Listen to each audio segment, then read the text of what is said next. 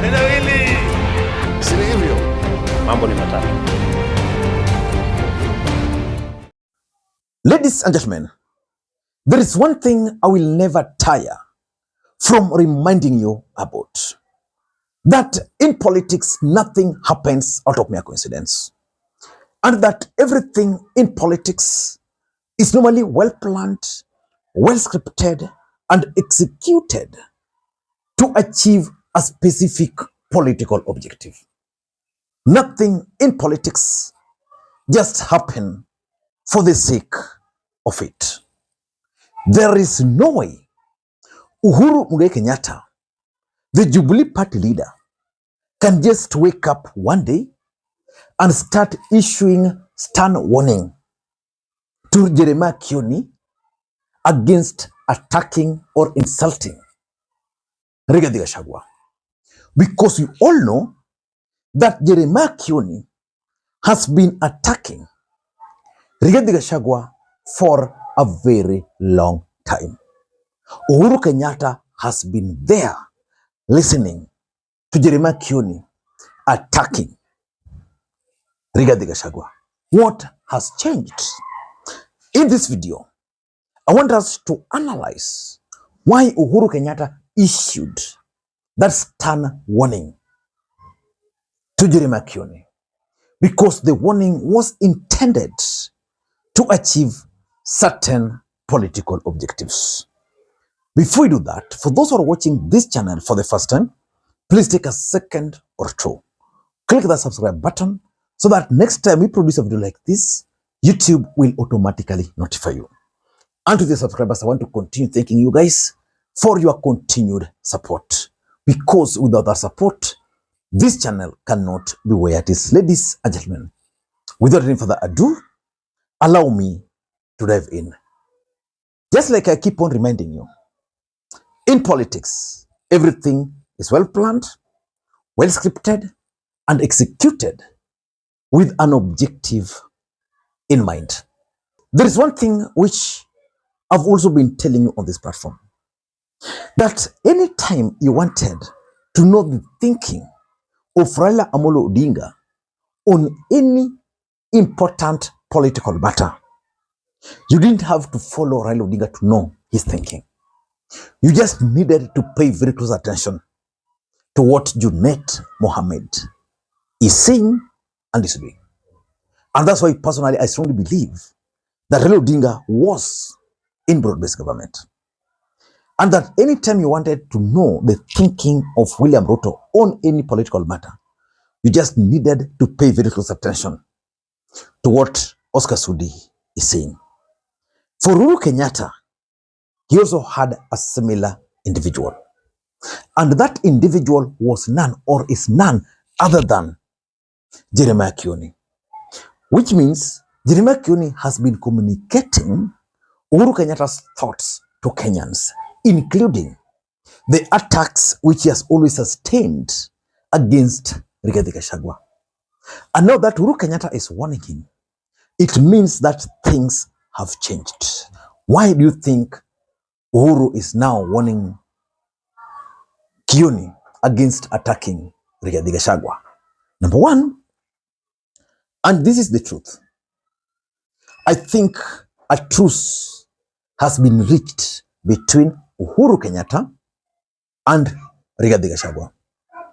And the question is, what is the end game of that truce between Rigathi and Uhuru Mugai Kenyatta? Because remember, when Uhuru Kenyatta's farm was raided, fingers were pointed. Two people mainly, or three at that time.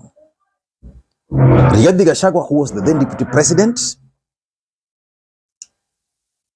Kimani Ichung'wah, who spoke about it, and of course, there were also others. And most Kenyans believed that there was no way Uhuru Kenyatta was going to forgive Rigathi Gachagua. And that's why when Jeremiah Kioni kept on attacking him, most of us assumed that was the position. So the truth is, This truce is about blocking William Ruto from Mount Kenya.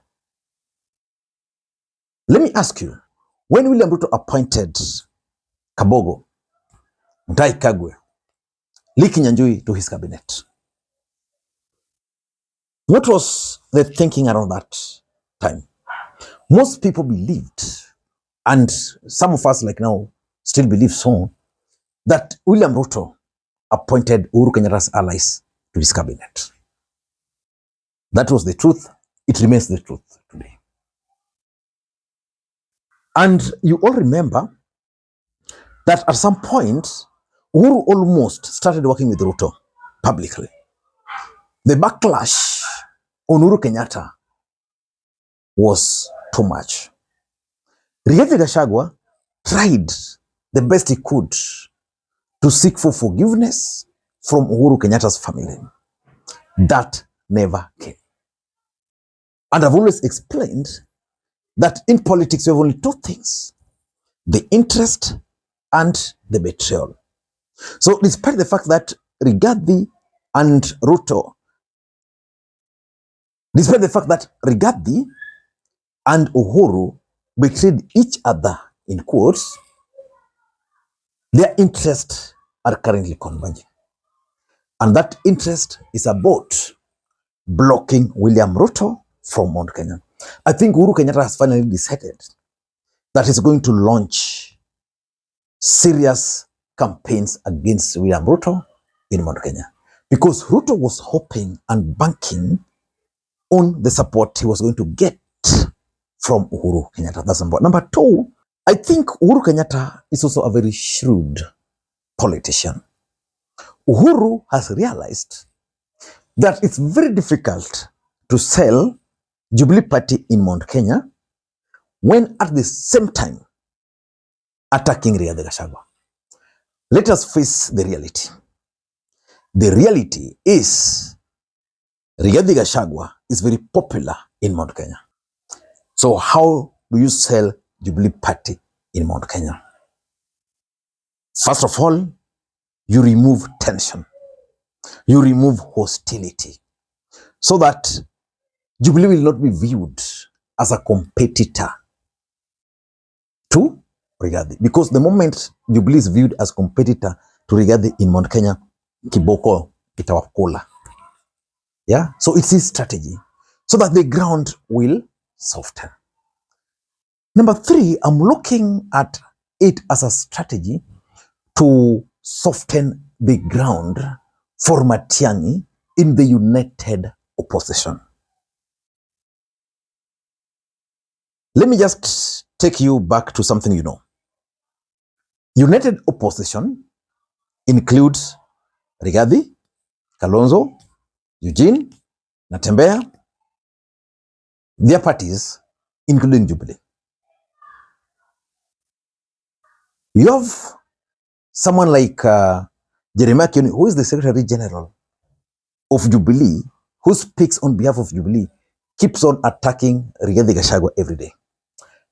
And it's assumed that the candidature of Matiang'i is being powered by none other than Uhuru Kenyatta. When these guys meet, they can easily say that Jeremiah Kioni is sabotaging the united opposition. And one of the people sitting on that table is none other than Fred Matiang'i. So I'm 100% sure that in those meetings, in most cases, Fred Matiang'i was facing hostility. Now with a statement by Uhuru Kenyatta, that hostility is going to reduce a bit. So it means Matiang'i can now negotiate, in my view, in the united opposition. Number four, I think it's about Mount Kenya politics. Whether Uhuru Kenyatta decides to support Ruto or support whoever he wants, his main objective in 2027 is simple. Uhuru Kenyatta wants to win seats. The underrated Rigathi. Rigathi has now stamped his authority. He had to make this statement. And the people down there will now start listening to him. You see, like in Nyanza here, there are people who have won with different political parties. In fact, even in the last election, we had Shabir, who else was elected as independent. Even some MCs. In the other one, there were several. So the strategy has always been, don't attack Raila, just campaign. Those who campaign by attacking Raila on different parties have always been defeated. So for me, it's a strategy to communicate to the mountain. And lastly, the joint opposition candidate. Uhuru Kenyatta doesn't want to be blamed as the one whose party, Jubilee Party, sabotaged the united opposition. I want to challenge you to even go to Wambugu Ngunjiri's post. Always attacking Rigathi Gachagua. If you are Rigathi Gachagua, what do you do? Because someone like Ngunjiri is projecting an image of someone who is very close with Uhuru Kenyatta. Yet we know that in the united opposition, the only man standing there is Rigathi Gachagua. So it was sending very bad signal. So Uhuru decided, okay, let me not be seen to be the guy sabotaging the move to agree to a joint candidate.